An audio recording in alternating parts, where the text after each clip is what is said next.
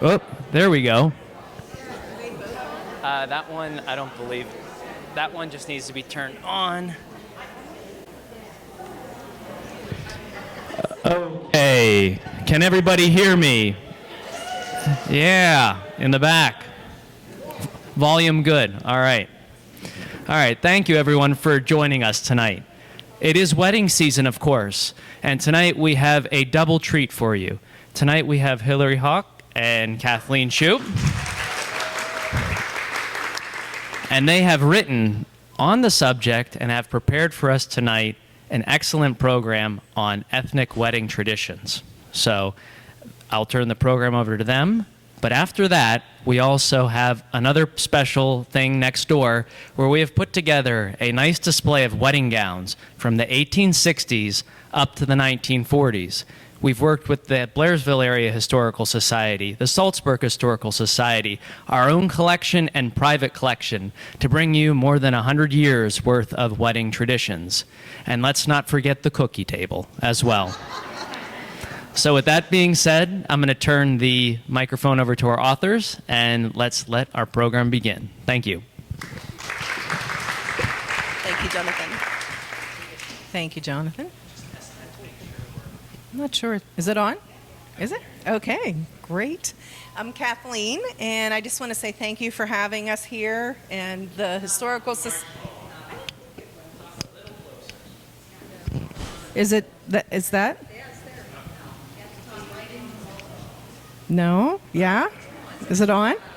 I know. It's So how not. close do we go? Mine's quite Yours is, okay. Okay, there. Wait, there we go. Okay. Awesome. Is that good? Okay.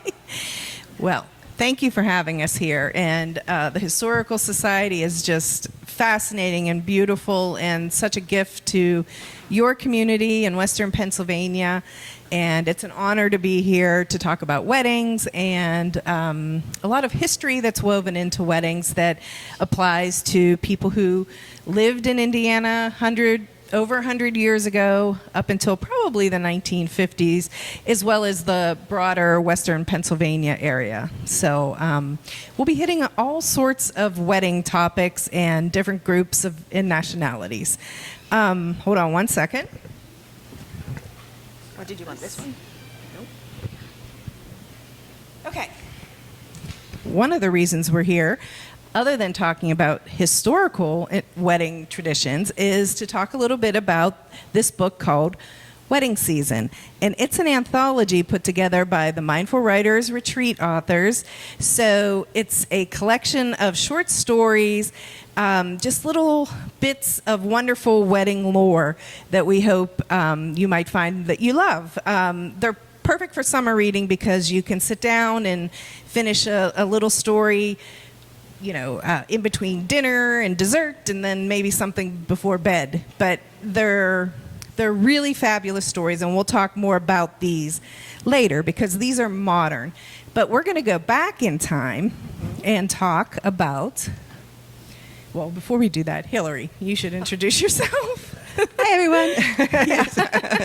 I'm Hilary Hauck, and it is such a pleasure to be here and wonderful to see you all. Thank you so much for coming. That's it. Oh, back over Hilary to you. is also an author, obviously, Yes. in the anthology. And we have a guest here, Jen Diamond. You have to raise your hand. She's also a contributing author to the collection. So she is not signing tonight. She is a super fan, she said, but her story is fantastic, fun, and sweet and cute. So be sure to check that out. So back to the old days. And what we're going to talk about is some of what you probably all know very well, is that Indiana County was made up of multiple ethnicities, Italians, Hungarians, and Slavic nations and Slavic groups. And if you see the map up here, and I'm going to pass this around. You can just pass this. You'll notice that Poland, Hungary, Croatia, Slovakia, they all pile up right on top of each other. And at various times in history, their boundaries brought them all together.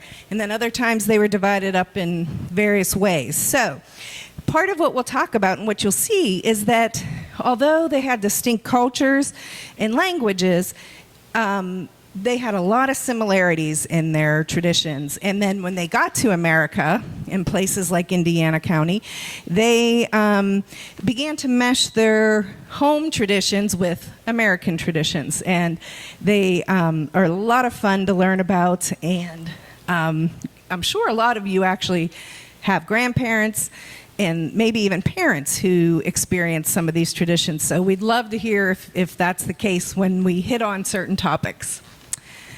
Yeah, and we're going to talk in particular about the early 1900s, which was really a fascinating time for weddings because that's when a lot of the traditions that we still have today started, like having a bouquet, having a wedding reception, and previously, weddings were all about power and wealth. Finally, in the 1900s, they started to be about love too, although matchmaking did carry on well into the 1900s.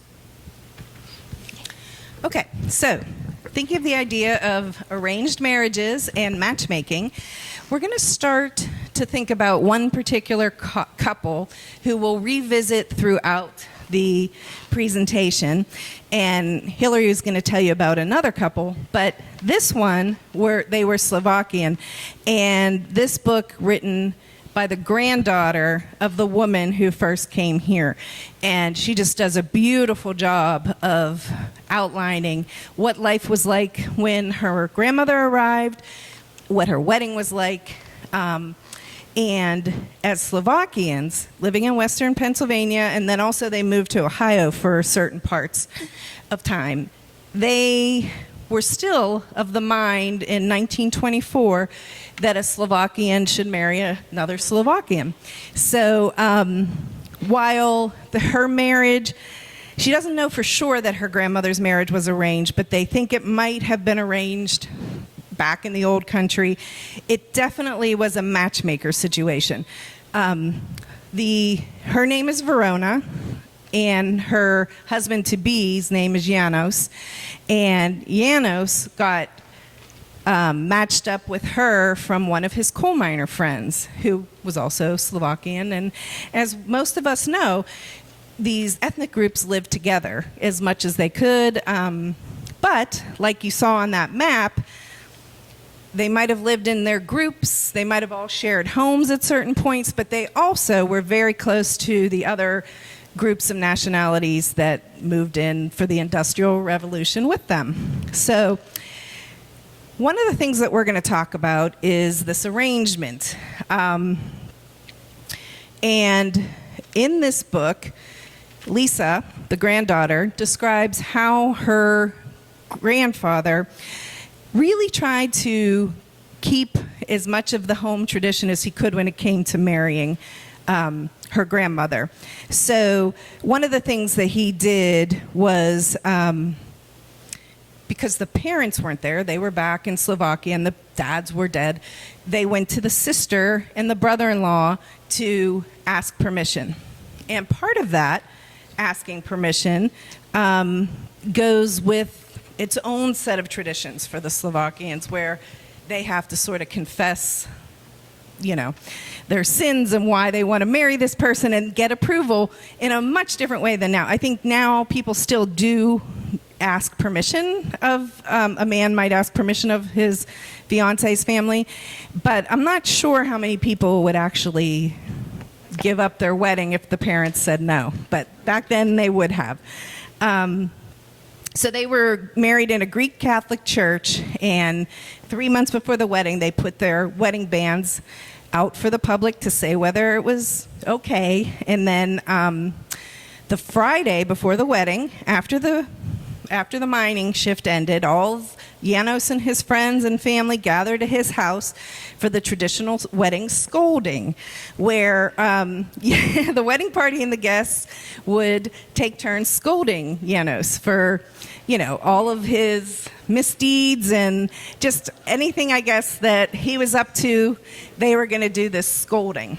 And then the next day, they all returned to the groom's house and had this big caravan that went to the bride's house then, and they all had breakfast at the bride's house, the whole wedding party. And then they took off for the actual church, and that's where, again, they formally ask for forgiveness for all their wrongs before they get to the church. So Hilary's going to tell you a little bit more. Go ahead, about Italy. Okay. Yeah, so we're also going to follow a different story of Italian immigrants who came over from the north of Italy, and they landed right up the road here in Ernest, Pennsylvania. So there's a chance that they were neighbors of your grandparents or great-grandparents, I don't know. So let's go back to 1902. That's when the story starts. And we have Ferdinando, but we call him Nandi for short because it's a lot easier to say. And he is in a town called Bussolengo, which is a small town very near to Verona, actually, where Romeo and Juliet, of course, yeah. So this is a name here, but it's a town. We didn't set that up intentionally, this Verona. But he is 22 and his sweetheart is 16. But there's not a lot of work. So he's going to follow his older brothers to Western Pennsylvania to work in the mines. Actually, some of you may know this story because I know some of you here have read From Ashes to Song. So, which is, this story is true and inspired my first novel because I thought it was a fascinating story. So, Nandi goes and asks permission, and Assunta's dad, she's only 16, he says no. So Nandi says, well, I'll just go over and get settled. When you're a bit older, I'll come back for you. Right? So he's here and he lodges with he lodges with a family, an Italian family, which is what they would do back then. This is a Conati family. I don't know if anybody knows any Conatis. And they had lots of children.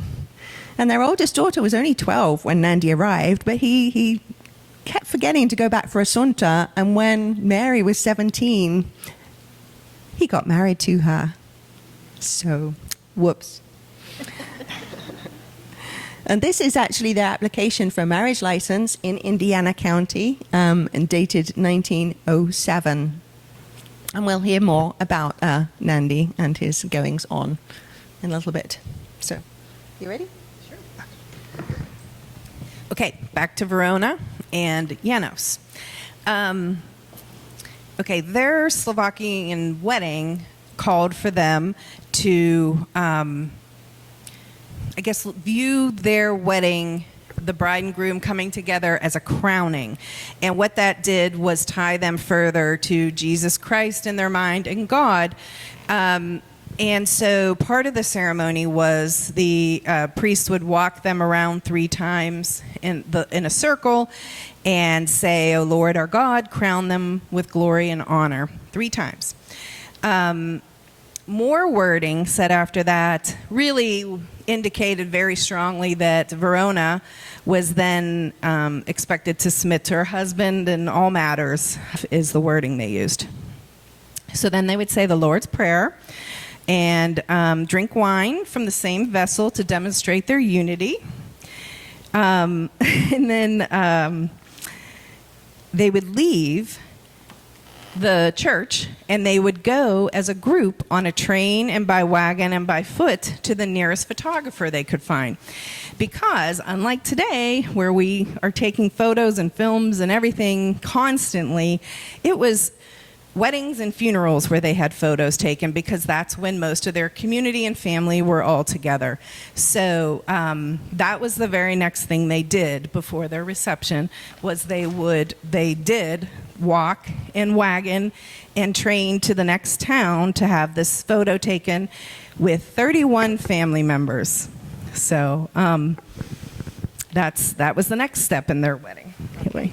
All right, and I'm going to take you back a step to ceremonies for other countries. We're going to talk about other nationalities too, because obviously there are a lot of different immigrant groups here. And in Indiana County, the oldest church is the Bethel Presbyterian Church. Is it from 1788, I believe it was built? And they were Scotch-Irish immigrants would worship there. Now, I don't know for sure, but the Irish in particular, instead of a traditional ceremony that we think of, maybe a Catholic ceremony, they would do hand fasting. And I had to slip this in here. This, in 2022, my daughter got married in Italy. And this is them coming out of the 1,000-year-old castle. But they surprised us and had a traditional hand fasting ceremony, which has origins in pagan times. And it was really beautiful to see. But most immigrants around here would have been Catholic. So, were you going to talk about Catholic weddings? No. No? Okay. Going with Assunta's house when he returns for her. Oh, okay. So let's get back to Nandy's story. Okay, and they would have had well, I'm jumping ahead here. No, you're good. Yeah. Okay. So, Mary and Nandy, okay? Remember he forgot about Assunta and got married. Well, very sadly, Mary died very young, just a few years into their marriage, of the flu. It was predating the Spanish flu. And so Kathy mentioned that you married somebody from your own ethnicity. And Nandy said, oh, well, now, actually, I ought to go back and get Assunta. Right? She's Italian. She was my sweetheart. Great deal. So off he marches. I'm sure he was sad, too. And he got back there, and he thought, oh, no, she's not going to like the fact that I got married to somebody. So he went all the way back there, and then he did not go and knock for Assunta. In real life, he started gallivanting around the town looking for another wife. In my novel, I've given Assunta some dignity. I've said he only went out with one woman, but we actually know it was several. But eventually they came face to face. I don't know how Assunta forgave him, but she did. She had a beautiful, kind heart. And they did get married. And there they are, Assunta and Ferdinando or Nandy in Bussolengo, near Verona, February 5th, 1911. She's not smiling, but then people didn't smile back then. So I don't think it was a reflection on Nandy. She forgave him. And we're going straight into the rings. So interestingly, in another picture of Assunta, I see a ring, but not this one. So wedding rings at the time, Assunta would have had a wedding ring. So the custom of wedding rings, or a custom of rings for love, goes back to ancient Egyptian times, so 5,000 years ago. Not necessarily for a wedding, though. And they thought they made a ring that bound their friendship. So the circle bound their friendship. And the opening in the ring, so if I took off my ring and showed you the opening, that was a gateway into the other world. And these would be made of leather or woven reeds. The wedding ring didn't actually come about until Roman times, so quite a few millennia later.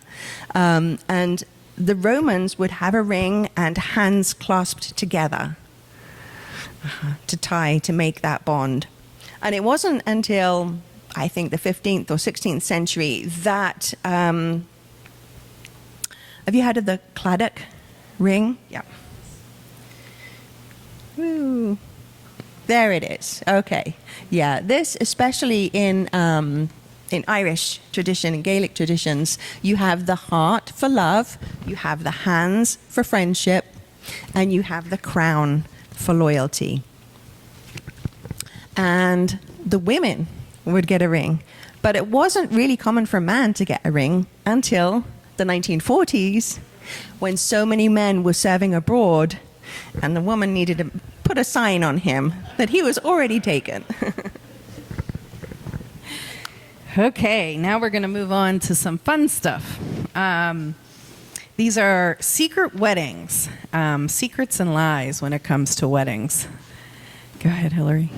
Yeah, I don't know where we are on the slides. Keep going. Yeah. We're backwards. Okay. Here we are with my great-grandparents. They were Croatian. They were immigrants here. And of course, they did have an arranged marriage, and they settled in Western Pennsylvania and then moved to Youngstown at a certain point, and got married, had 4 kids. And then they died of the flu in the 1918 one. But as you can see from her attire, it was a very formal wedding. And even though they were immigrants and they did not have lots of money, they did take very seriously the matrimony and what that meant, all the symbolism of the clothes. So up until their marriage ended through death, they were a happy pair. Okay, go ahead. Oh, Hilary, can you hit that? Oh, sorry. Thanks. Okay, here's my grandmother, and she is in her, this is her brother. Here's my grandmother. Here's her brother and sister-in-law, and that is their wedding, and that was in the 30s. And we're going to talk more about why that's an interesting fact, how they're dressed, and the formality of the wedding whenever we get to a little bit later in the presentation. But as you can see, my grandmother, she was probably 15 or 16 there, was participating in a very formal, lovely wedding. Go ahead, Hilary, hit that. And here is my grandmother Rose again. She's the far left bridesmaid. And that is her sister Barbara. And that's Barbara's first marriage. She had a divorce later after my godfather and his brother were born. But again, in the 30s, a very formal, very beautiful, kind of dreamy wedding that I think most people would think of as a wedding even today. Go ahead. And then here's my grandparents. Here's Rose when she was about 20 and he was probably 22. And they are the two who had the secret wedding, which kind of makes me sad because she participated in all these beautiful weddings and then ended up not having one herself. And this was not uncommon at the time. And you might think, oh, she must have been pregnant and they rushed to get married. But that, in their case, wasn't it. It was that at the time it was common for families to live together multi-generational. And so he lived with his mother and sister and other siblings, cousins, and his entire paycheck went to his mother.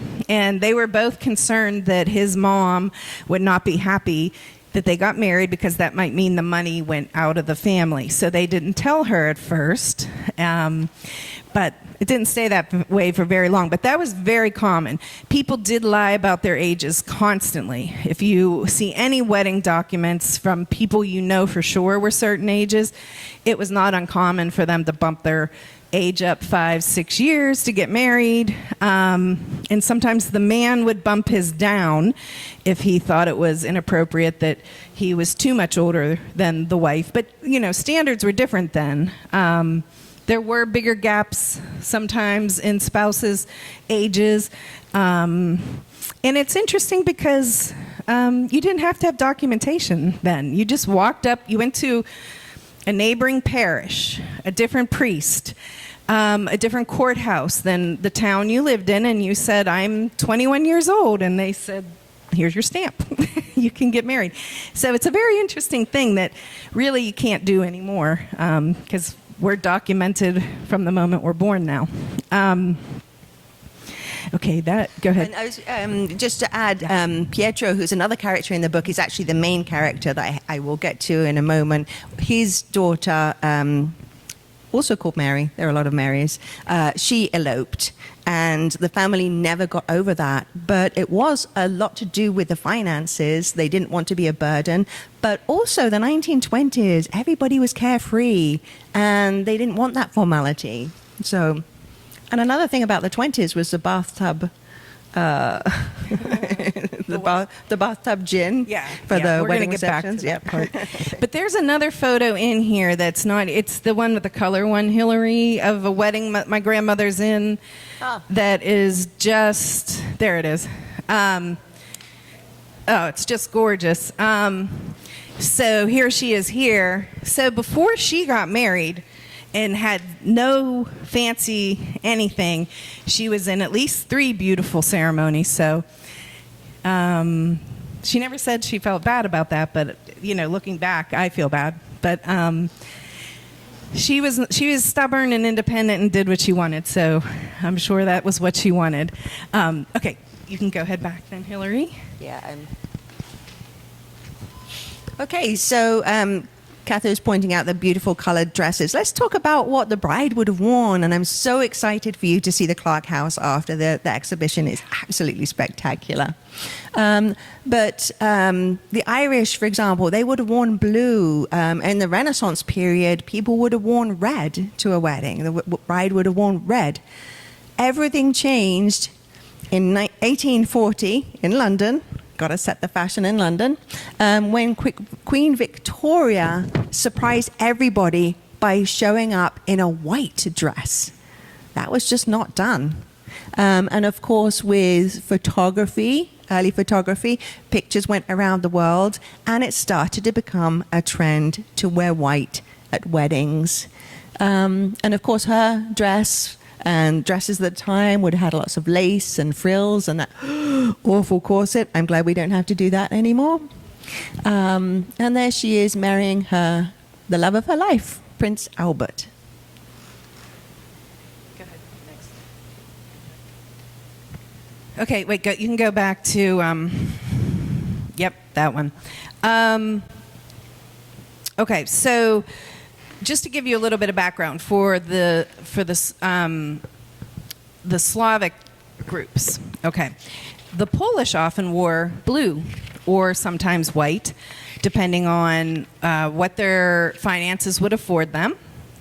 The Croatians, as I've shown you with all my grandmother's photos, they often wore very formal white things. But my grandmother, who did a journal for me probably 20 years ago, though she didn't have any sort of formal wedding like this, she did note that she wore a blue suit with a fox fur collar. And so she did not completely forget fashion. She remembered that decades later. Hungarians sometimes wore red dresses. And before white became the standard, Irish brides sometimes wore blue, and that symbolized purity. And with Slovakians, you can go back to the cover, and that's Verona and Janos. They would have just worn their best clothing. And remember, there's, I'm sure, exceptions, because remember, as they come to America and they're seeing how other people have their celebrations, just because the standard might have been you dress up your best clothes, I'm sure there were brides from Slovakia who, jumped wholeheartedly into very formal white gowns and veils.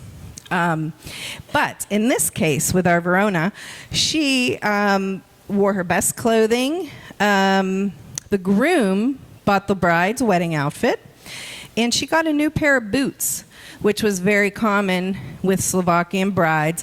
And the very interesting thing to me, anyway, is they wore the boots on the wedding day, and then they kept them aside for every formal event in their life, funerals, other people's weddings. But they often would not wear the boots even to the event. They would carry them, and they were showing off their beautiful boots, and then they would put them on when they got there. But that was twofold. One was to show off their shoes, because you might not be able to see them under their gown. But also, they did not have the wardrobes and the money that we have now in fast fashion, things like that. So those boots were precious and probably cost a lot of money for Janos, the coal miner, But what she wore for her wedding was a white beaded dress and a sheer veil. And she had the ankle-high lace-up boots and a bundle of carnations. And that was her outfit. Janos wore a dark suit with a white carnation in his lapel. So, Hilary. Okay, yeah, for sure. Queen Victoria set the standard, but the standard really was for wealthy people. Um,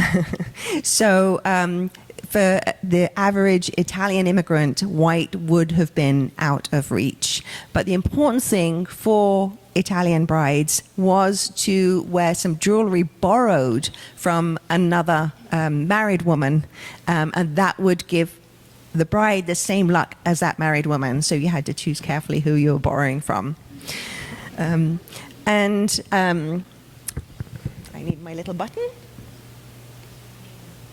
Okay, so Assunta and Nandi's wedding, an amazing thing that we have, and unfortunately we couldn't track down the original, but Assunta and Nandi got married in February in 1911, and a cousin wrote a letter the very next day, the day dated after, about the wedding. So we know what Assunta wore, and this was in Italy before she came over. And I'll read a little bit of it. If only you could have seen her. She was a beautiful, bejeweled image of the Madonna. She was wearing a pale yellow silk dress and a white veil, pinned back by a garland of artificial flowers and hanging the length of her back. A beautiful gold brooch, a gold watch chain, a pure gold bracelet, and earrings made her outfit more stunning still. And a pair of dainty white shoes was a perfect finishing touch. In her hand, she held a beautiful bunch of white cut flowers tied by a white ribbon. Her demeanor was solemn, her step slow, her eyes modest, and everything about her emanated peace, happiness, modesty, and joy. So I do like how she writes. Yeah, it's probably an aspiring writer. And I'm going to read a little rhyme about the color of wedding dresses, if I may. Marry in white, everything's right. Marry in blue, lover be true. Marry in pink, spirits will sink. Marry in grey, live far away. Marry in brown, live out of town. Marry in green, ashamed to be seen. Marry in yellow, ashamed of your fellow. Marry in black, wish you were back. Marry in red, wish you were dead.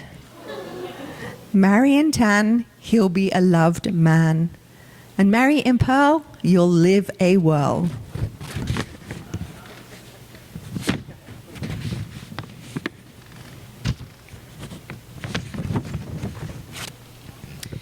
Okay, so thinking about wedding attire, and in the time period that we're talking about, that it spans in that Gibson Girl era, that women aspired to look somewhat like her, although she's kind of in between. She's probably like a 1911-ish when Gibson Girl's going out, but she's not far from it. The Gibson Girl hairdo is a little bit bigger even than that. But that doe-eyed, tall, slender, wealthy woman with an air of independence about her was what brides were after at that point, and also they would have set up for their bridesmaids. But that was a big change from, and you'll see whenever you go over to see the exhibit next door, a big change from the Victorian dresses and before, that had huge skirts and sometimes huge sleeves, depending on the decade. But the Gibson Girl was a new kind of role model for women. There were magazines who used this image of the Gibson Girl for advertisements in articles, and women supposedly wanted to be like that. But again, we're talking wealthy class and ideals. Just like today, 100 years from now, if someone looks at Vogue magazine, they're going to think something about us, but looking at us here, we're nothing like the people in Vogue magazine. So these were ideals and wealthy examples of, I guess, decadence in a way, and what some part of women at the time wanted to be. This also ushered in the Arrow collar man, and he was put forth in advertisements as sort of the ideal man. He was supposedly the picture of masculinity. He was often shown in ads with women, and advertisements way back when often told stories in their ads. So it might have told a story of how this man roped in, the woman of the week, and his looks, his jawline, all that kind of became, again, another ideal, what everybody wanted their husband to look like and what men wanted to look like. So those arrow collars were very fashionable at the time. Oh, here we are back at the Gibson girl. Okay, the 20s. This changed a little bit, and Hilary mentioned that in some ways it was pared down. That there might have been simpler flowers. Here, I don't know if that's next, or maybe that's not. Go ahead and see, Hilary. Yeah. Yeah, okay. Okay, that's still a very elaborate bouquet, but it's different than some of them that hung down completely down the front of the dress. So there's a simplicity in the 20s. The skirts are shorter. There was less binding underneath there. I'm sure they were wearing something corset-wise, even if it wasn't what we think of as corsets. The bra was not yet a thing for everybody. So, but it was a looser time, and people were changing, and so fashion was too. And then what you saw coming down the wedding aisle would have been different as well. Go ahead, Hilary. Okay, so knowing that in some ways weddings supposedly got more casual, like in the 20s, the shorter skirts and things, just as a reminder, this is in the 30s. One of the weddings, but actually all three of those weddings I showed that my grandmother was in had very elaborate outfits, the gowns, the veils, the headpieces, and the flowers. And if you notice, we're going to talk about this probably twice, that hanging down from her bouquet, and this is in the other two formal wedding pictures as well, the rosemary dangling from the end of the very elaborate bouquet. So the days of fancy weddings were not over just because of the simplicity of the 20s and then the depression of the 30s, because this is smack dab in the depression. And they were not wealthy at all, but from the time a woman was born in their community, they would start putting together their hope chests, their dowry, what that was at that modern time, usually consisted of linens and things, not so much money or land. They would have saved for these wedding gowns, and it would have been part of their plan right from the beginning. So they probably even shared them. So we'll talk about the rosemary, though, more in the flower section. Yeah, okay, so you were going to talk about the reception? Go ahead. Is there anything? Oh, okay. All right, I'm going to talk about receptions. But guess what? We don't have photos of receptions. Why do you think we have no photos of receptions? Right. Remember, these people they went 3 towns over to have a photo between the ceremony and the reception.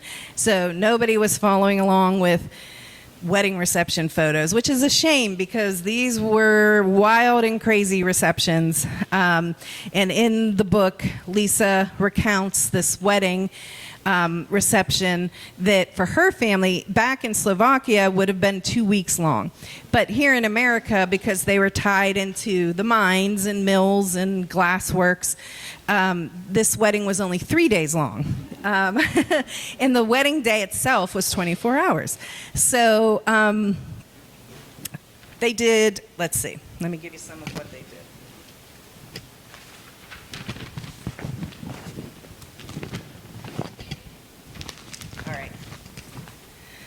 Okay, so they would have come to the reception area, which was often a blocked-off street. or it might have been at somebody's home. But they would have arrived, and the bride and groom would have been met with wine, bread, and salt, symbolizing that the bride would never go hungry. The best man would tell humorous stories about the groom, his past, and the couple's fertility. So again, this teasing comes in with the Slovakians. The couple's hands would have been tied, and they circled a table 3 times, symbolizing again their unity. The idea that they would be together till death, which is a theme in this book for Verona, according to her granddaughter. Next began their 10 courses of dinner all night long. It came and went through the night. People ate in shifts. They had things like stuffed cabbage, or halupki as we know it, kibasi, sauerkraut, pierogi, pickled beets, potatoes, kolache, which are cookies, and we're going to talk a little more about that. They would have the yeast breads filled with prunes and apricots and other fruits, nuts and poppy seed. They drank beer crafted by their neighbors. Prohibition was in play, but it was both a craft that they had practiced for a long time, but then, everyone was making their own booze, and they were no exception. So one of their drinks was called palenka, which means firewater, and they would drink a lot of that at these weddings. So again, they ate in shifts. The food never stopped. And there is a note in there how the Protestants didn't quite understand these weddings. And this was part of what was off-putting. And remember, back then, people kind of stuck to who they knew, whether it was who they worked with and their level in the mill or the mine, or their neighbors. And sometimes there were various socioeconomic groups in the same neighborhood, but who they were most comfortable with were people who understood why these weddings were wild and lasted 3 days. And the Protestants were a little more conservative, I guess. Go ahead, you can skip to the next one. Well, oh, yeah, no, we're going to talk about music. Yeah, I've got to just have to say about the Italian dinners, and I think we can guess what kind of meals you would have had, but you had to do a bella figura. You had to present a good image to everybody, and so Italians would, and they still do, have multiple course meals at weddings. And back in the day, the whole neighborhood, all the friends and people living nearby, they would chip in and they would cook for weeks, and they would make wine for the wedding. I'm not sure how long Italian weddings went on, but not that as long as the Slovak ones. The Irish, they would have pre-wedding bonfires and house parties. They would have a great time. And they often held their receptions in parish halls for the cost. And one important feature at an Irish reception was a lace tablecloth. If you didn't have lace tablecloths, you weren't up to par. And lace signified prosperity, so there's a very good reason for that. Okay, now I can go into music. Okay, and the music, of course, if you're Italian, the groom will go by the night before and he will serenade his bride. Well, maybe not all of them did, but it's a nice thing to think of if they did.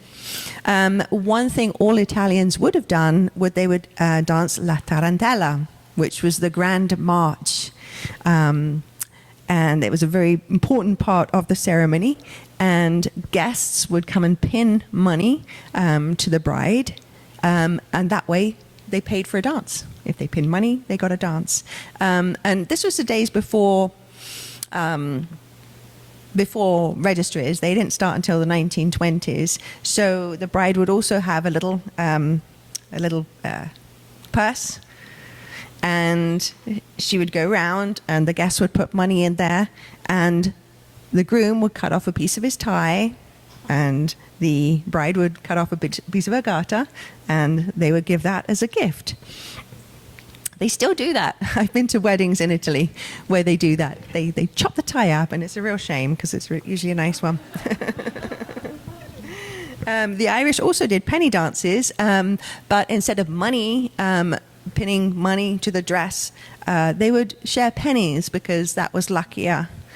And let's get to Pietro in the story.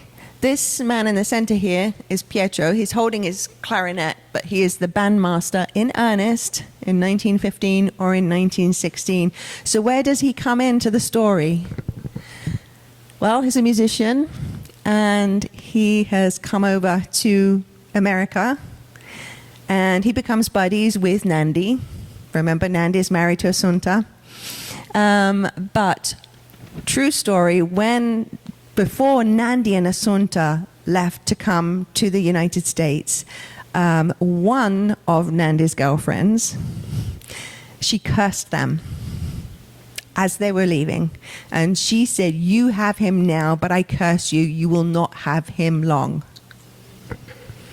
And indeed, Nandi was working in Ernest Mine number 2 in 1916. Anyone know what happened then? It was the great Ernest mining disaster. And Nandi was one of the men who was killed. And I'm sorry, I'm giving away the plot of the book. Hopefully it's still worth reading. There's a lot more to it than that. But Nandi, he'd remembered the curse. So he would always say to Pietro, "Take care of my wife if anything happens to me." And it didn't happen straight away. But Pietro and Assunta eventually got married. So there. And Pietro was a musician. He was a composer.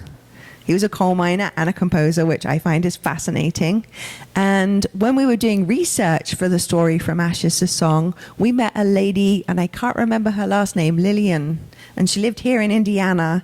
And she told us that Pietro wrote the music for her parents' wedding. And we searched, and nobody ever found that music. So we do know that he would compose special music for people's weddings. He didn't compose music for his own wedding because it wasn't the glorious occasion. It was a second wedding.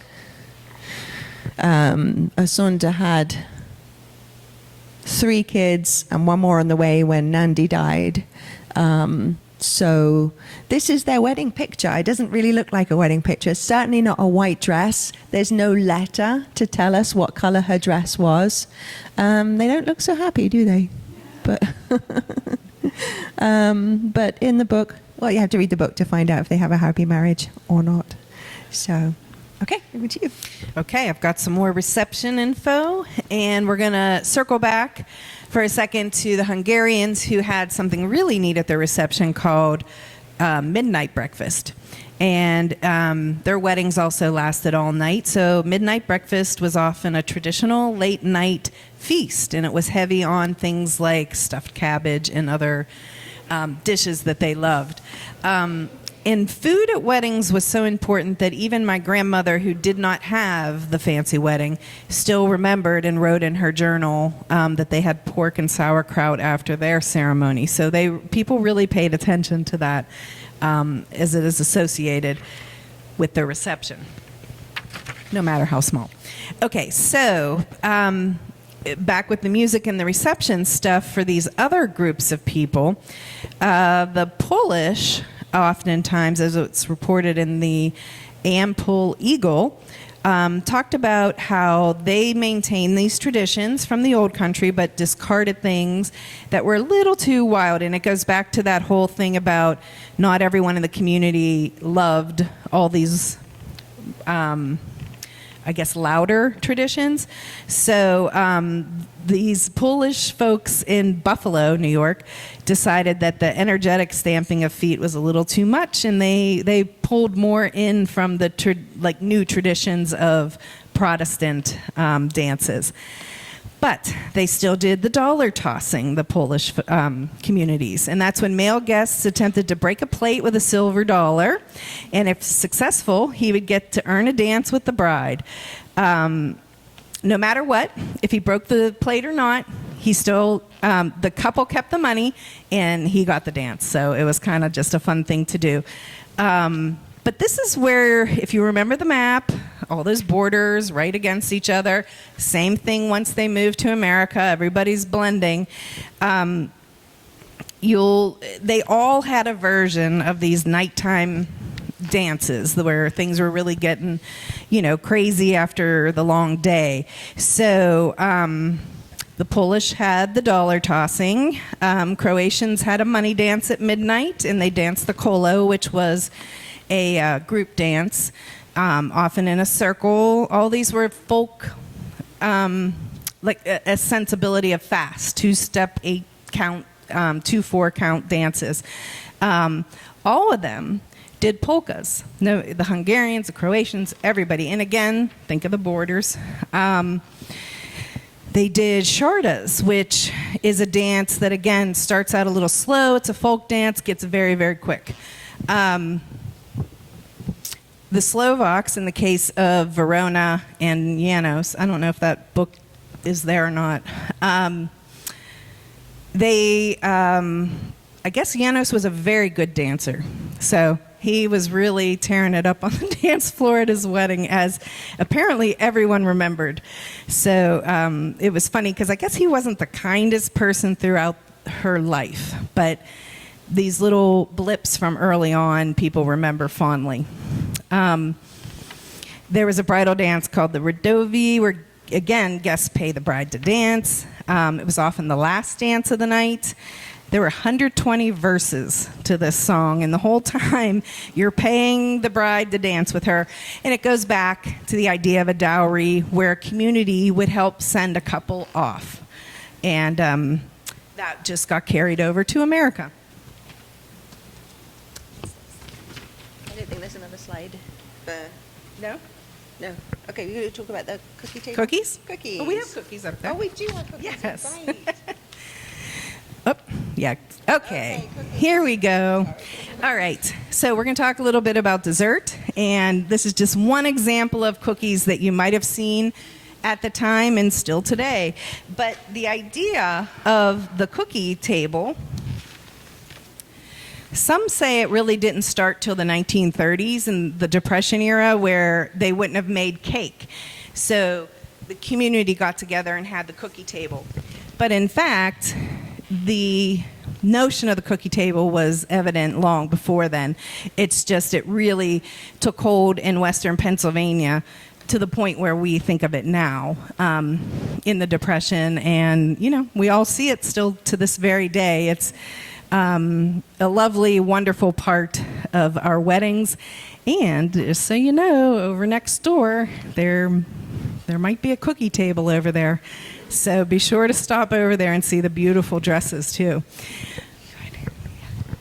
Yeah, so just full disclosure, I've been to weddings in the UK, in Italy. I had never seen a cookie table until I came to Pennsylvania. So very local tradition. So way back in Roman times, the people started to use what they called cake. But it was actually more like bread. But the word that they used, it could be used for bread or for cake. Wheat was signified fertility. So the Romans introduced the bread/cake for weddings. And so that's where the expression to break bread comes from, because the bride and groom would break off a chunk of the bread and share it with each other. And then the crumbs that fell, they were good luck. So the guests would scramble around and try and pick up the crumbs. So there's still the breaking of bread. I know. There's still the breaking of bread with cake, but nowadays they break the cake with a fork and share it with each other. And then the guests can have the rest, but they don't need to scramble on the floor. So a bit nicer. It wasn't until the early 1900s that they would actually have fruit cake. Over time, they would start adding some dried fruit to the bread. Definitely not the tiered cakes that we're familiar with now. And as time went on, maybe they started decorating that with marzipan and icing. The Irish would do a fruitcake, and they would save one of the layers for the christening of their firstborn, which I think was very lovely. The Irish also made a honey cake, and they would break it over the bride's head for good luck. And something I really can't understand is when the groom was carrying the bride into the house, the mother-in-law would get some of the honey cake, break it on her head, and that was supposed to signify that they were going to have a very strong relationship. So I don't know how that came about, but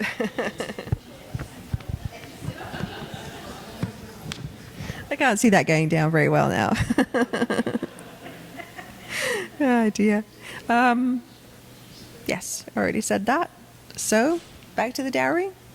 Yeah. Have you said everything you wanted to say about the dowry, or you had something else? A lot of the dowry money stuff at this time was tied to those dances at the end.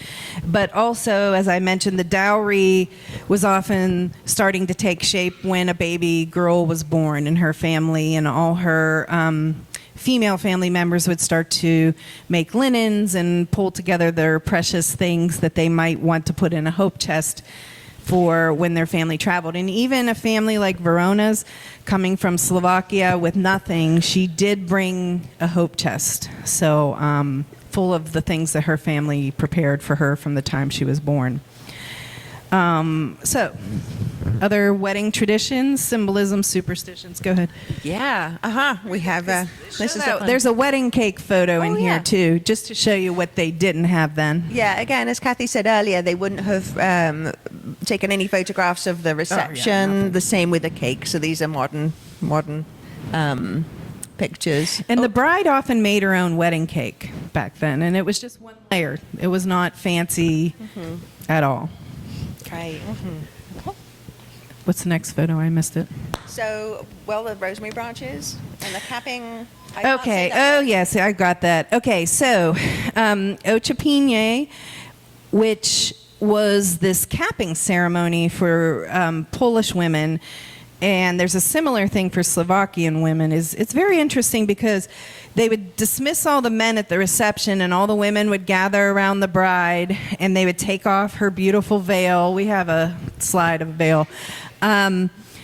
They would take off her beautiful veil and often replace it with a kerchief type thing, symbolizing that she was now entering womanhood. She was now not in charge of her life. She could not be silly or rebellious or any of that. It was time for her to take her place in a household in a way that, I don't know, just today, of course, this seems very harsh to us, but at the time, this was part of that submitting to the head of your household. But they talk about how the women would sing these really sad songs as they're taking off her veil and then replacing it with this kerchief. And it was really, I guess, a sad, moving part of the ceremony because all the older women really realized what had just happened with her saying yes to getting married. And I don't know, it's an interesting thing, and it was sad because I would hate for my wedding day to have that little sad part in it on such a wonderful day otherwise. And then Hilary, did you say about the breaking a glass? Yeah. So the Italians, they would break a glass, spargere il bicchiere. They would get a glass and smash it as hard as they could. So the noise would scare any evil spirits away. The number of pieces the glass broke into were the years of happiness that they would have. And it also, the breaking signified an irreversible transition into a new life. Not quite as sad as Slovak.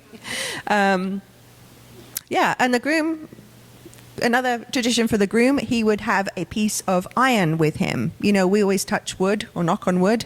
In Italian, tocca il ferro, you touch iron for good luck. So that was one of the things the groom would have. Irish Okay. toast and blessing. Did you say that? Oh no! the Okay, whiskey. yeah. So the Irish, I do love the Irish traditions. I think if I was ever to get married again, which is not going to happen, I would have an Irish wedding. It's so fun. So they'd hand out bells because bells scare away the little folk. They have a lot of little folk things, and by the little folk I mean fairies. And I always thought fairies were nice, but the Irish do a lot to keep the fairies away from the wedding. Picking up the bride. Okay. Picking up the bride. The groom. Oh yes. Yeah, it's not in that order. Sorry. Okay, the toast, the Irish toast. They had to toast with whiskey, of course, and they would also whistle at the wedding because that would. Whistling was banned because whistling would summon the wind and bad luck. And in addition to drinking whiskey, they would drink wild honey mead for 1 month after the wedding every day, and that is the origin of the word honeymoon. Mm-hmm. Yeah, and picking up the bride. We do have a picture. Hold on. And we were talking about... Woo, okay. Why would they do this? Well, it was because it was to confuse the fairies. It's all about the fairies. A bride would also not wear new shoes. Was it the Hungarians that had new boots? Okay. An Irish bride would not wear new shoes because that would attract the fairies. It would call attention to herself. She would have a horseshoe. We're familiar with the horseshoe being this way up because that's the way the luck gets held in. I was very astonished when I went to Italy and they put it up the wrong way. So, yeah, very strange. When the bride is dancing, she has to keep 1 foot on the floor because if not, the little folk will come and whisk her away.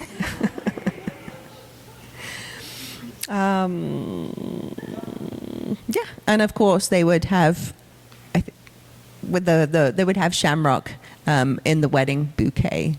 So, all right, and I already talked about the cake on the head as she was going over the.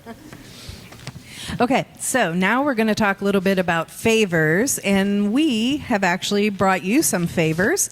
And while Hilary passes these out, and I talk a little bit about them, I'm also going to pass out these photos that were up on the screen so you can get a closer look.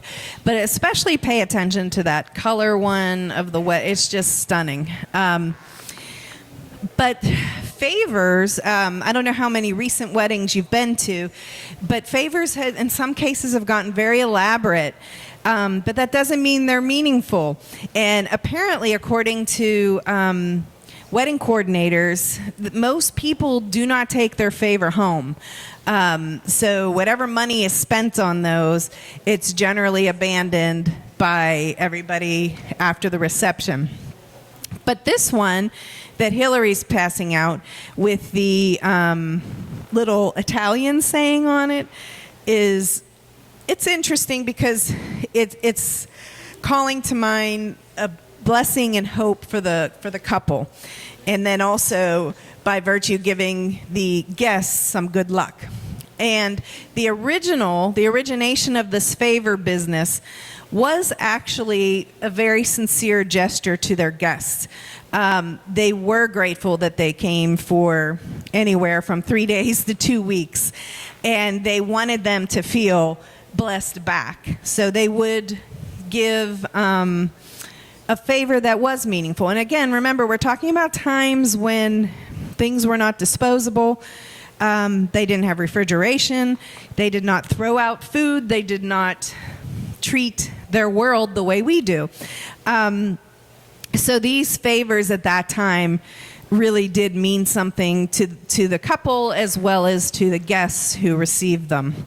So what we want to do now is talk about how all this relates to this book, that if you want to, you can buy it later. Hilary and I both, I meant to mention this, a lot of the books I write that are historical fiction have weddings tied into them, have marriages tied into them. And oftentimes they're arranged marriages, and sometimes those go bad right from the start. Sometimes they never end up happening. So the books I brought tonight to share with you, if you're interested, are set in Donora, Pennsylvania, which would have been a similar community to anywhere in this area because they were all steel mills, coke ovens, and coal mines. So very similar to this town and the surrounding areas. But a lot of what's included in my books, because they lend so much drama to life, are these wedding moments. Even if the whole wedding isn't playing out. It's always the pre-wedding where there's drama and trouble, then and now. So what we have here, again, is this anthology, and these are all modern stories, but as you read them, it's really interesting because you'll see threads that tie back to what we've been talking about today. And again, I'm sure you all know because you attend weddings, how many of these things are either embraced or joyfully tossed aside. So we really hope that you had fun with this presentation, and we're going to be over there. Go ahead. Yeah, if you have any questions Oh, or if yeah, you'd like to questions, share yes. any traditions from your family. Yeah, I just wanted to mention, my wife and I have been working with refugees now for about 20 years and international students, which is G5 year IDP. So now the new Americans coming in, we think Hindu weddings, Bangladeshi Muslim weddings, and just absolutely parties with no alcohol because of Muslim. But the one we went to was a lot of fun. It was 3 days long. And we work with a lot of Buddhist families, and their kids are starting to get to the ages. In the next probably 10 years, we'll be going to some Buddhist weddings. So there's all these new cultures coming in, bringing their traditions to add to all this mix. And but I used to hear the stories. My mom's side, 100% Slovak, 3-4 day weddings where the upstairs and the attic of the house would be mattresses and people would crash, and then you come back down and go back at it. Just wonderful, wonderful traditions. Absolutely, and it's so exciting to see the new traditions. My daughter and son-in-law have had an opportunity to go to 2 Indian weddings, and they just raved about how beautiful they were, and the food, and the food, and the food, and the colors, and the traditions. Yeah, thank you for sharing. And I think that in those weddings, there's still an element of community contributing to these meals. And I know that plenty of family members contribute to the cookie table. But now we've really turned to where the bride wants total control over everything, and she doesn't want her family cooking the meals and stuff. But we really do lose something when it turns very much, I don't know, we'll call it corporate. I don't know if that's the right word. But yeah, the messier family style, I think, would be welcome back, right? Yeah. This lady had a... Yes. Yeah. I believe in the 1920s, registries first started to be used, but there then are some it gifts. wasn't until it caught on way later, 50s, 60s. People, unless you were wealthy, you were not registering for everything, and people gave money. It was really all those dances and maybe they brought the money before if it was a big amount of money or something, but they didn't. And then the dowry, like the things they made for the woman throughout her whole life, that was what replaced what we have now as a registry. Right. And I attended weddings in Italy where we weren't expected to take a gift. We were expected to take money. So why not? Yes. I have been seeing a number of movies made in other countries, and I've noticed that they were wearing their wedding ring on the right hand. And I've never read anything about that, and I just wondered if that still goes on. Yeah, I don't know the exact tradition for which groups, but yes, it depends on what the tradition is in a given country or community. So yeah, that's very much a legitimate thing, but not for most of us as Americans. I'm sorry? Right hand? Okay. Oh, Polish, yes. Yeah. Interestingly, in one of the pictures, I think it's the one with Pietro, and he has a ring on the right finger, but I wonder if the image was reversed. So that could be it. Yes, yeah. So I actually lived in South Korea for a while, and they now have, I went to several weddings, and things they have a very, I wouldn't even call it corporate, I call it conveyor belt wedding. They literally come out on a conveyor belt. They have the like moving walkway and they stand on it. They have a very Western wedding with the white dress and all of that, and then they have a private traditional wedding with the hanbok and all the traditional ceremonies that they have there. So they actually have a dual wedding for everyone, but only the immediate family attends the traditional wedding. Oh, interesting. Communities are like that as well. Very ceremonial. And a bit off topic, but there's a Netflix show I'm watching right now, When the World Gives You Tangerines, or something to that. Have you seen it? You have to watch it. It's set in South Korea, and it's historical. Yeah. Yeah. Yes.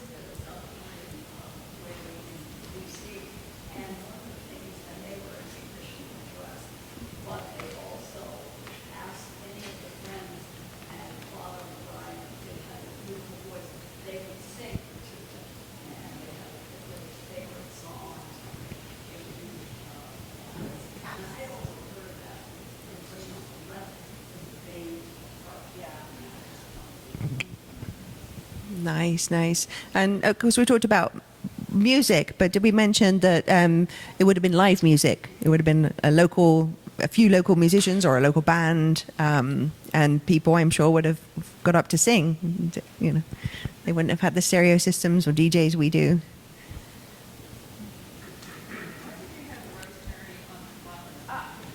That was the Croatian. They used it in a couple different ways. One was it was on the ribbons of the bouquet, and it symbolized fidelity and good luck. But they also would give rosemary when the guests came in, and again, the men would pay for their rosemary, and again, the money would go to the couple or whatever. But again, it was a give back to their guests for good luck and good wishes and thank you. But also when the bride had, in all three of those wedding pictures floating around, the formal ones, the bride has the rosemary hanging off of the ribbons.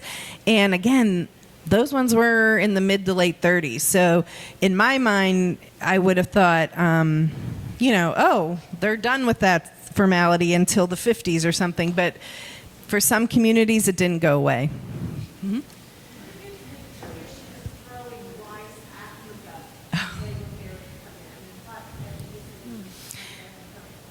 I think that goes back to the Greeks or something, doesn't it?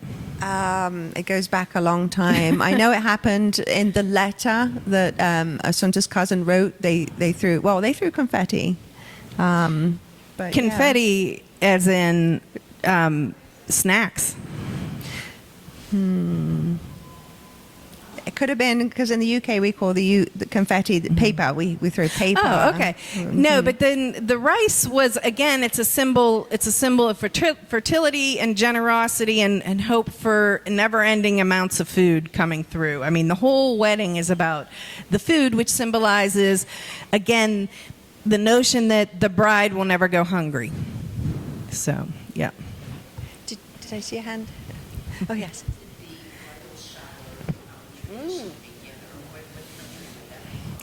That's American.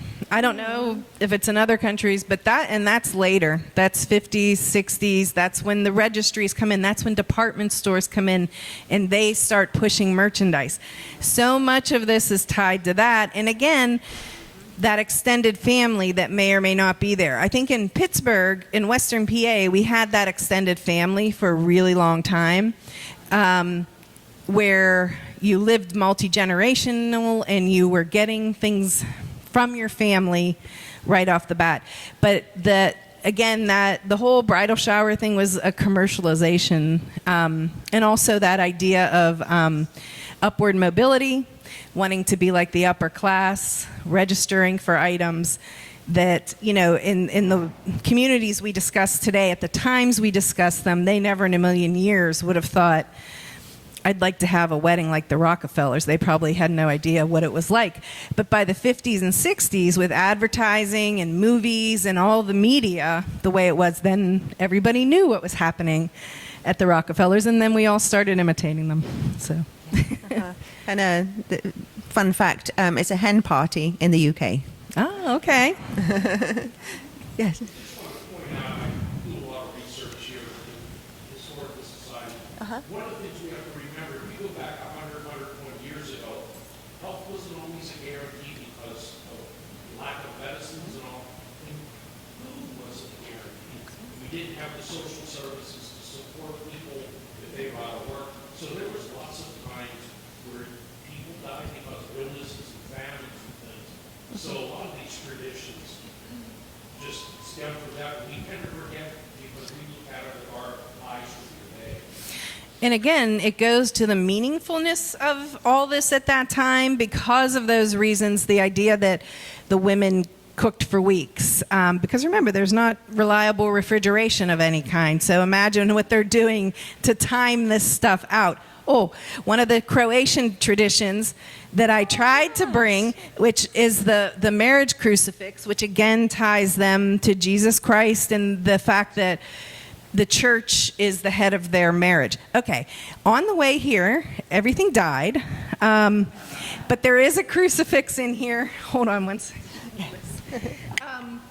And they would get a crucifix at their wedding, and then it would become a cornerstone in their house for their faith, for their marriage. It signified them remembering their wedding for the rest of their life. It had a prominent spot, and some of them were beautiful. I mean, this one's ordinary, but if it was passed down from a family member, it would be very meaningful and lovely. But they made very fancy ones too. They were porcelain and white and pink and blue, and just stunning crucifixes. As we know, the Catholics stick with they focus on the pain, and so they have Jesus on it, whereas the Protestants have just a cross because they're focusing on redemption and different focus. So this was the cornerstone of a Catholic household at the time, and still today for some. Yeah. Anyway, my flowers died, which made me think, how did they keep flowers and things alive? Because these are very sad. But they did. If you saw the photos and the flowers were stunning. I was going to go back to the flowers, but any other questions, comments, things to share? Yes. I just wanted to mention about the cooking table. Uh-huh. And I know there's a few books out about it and so on, and it seems to be pretty much centered in Pittsburgh and Akron, Ohio. So, Right. Youngstown, Ohio. But I'm from Syracuse, New York, and I remember the first time I saw a cookie table at a wedding, and I had no idea, okay, was actually in Syracuse, New York, at a Polish wedding in 1971. So this is a long time ago. Now, I have no idea whether or not the ancestors of my friend who got married, if they were from this area or something. But over the years, I would see cookie tables from time to time in upstate New York. And usually, not all the time, but sometimes, and they tended to be either Polish or Italian families up there, as they had a lot of Polish and Italian. I didn't know it was normal here until I moved here 34 years ago. But I think some of that is Pittsburgh is so insular. You know, everybody knows we have the neighborhoods still, things called Polish Hill, where these traditions stuck much longer. And then, you know, again, we attribute it to the Depression, but it's really long before. And these groups from Poland and Croatia and Slovakia and Hungary, they brought these cookies with them. So, yes, it would make perfect sense that it was in Syracuse, but I guess I tend to think maybe Syracuse was a little more sophisticated and they let it go. Okay.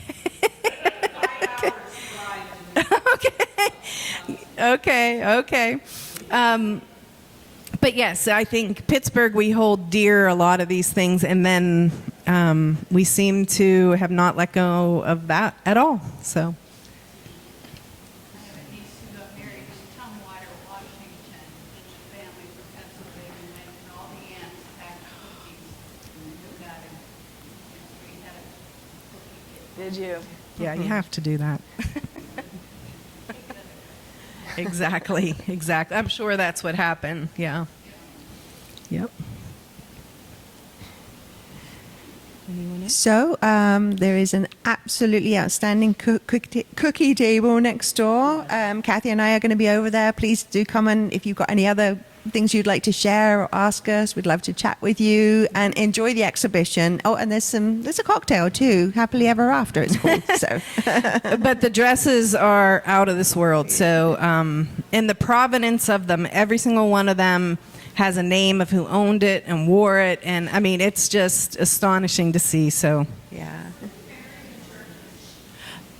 Yeah, they were. Sometimes it was just they went and said their vows at the church, and then they left and went back home for the start of the reception, and then sometimes it was the full-blown mass. Yep. All right. Thank you so much. Thank you, guys. Thank you.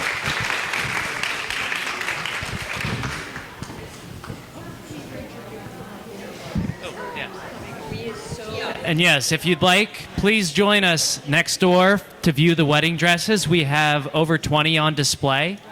So, and we do have the cookie table. And there will be books for sale as well.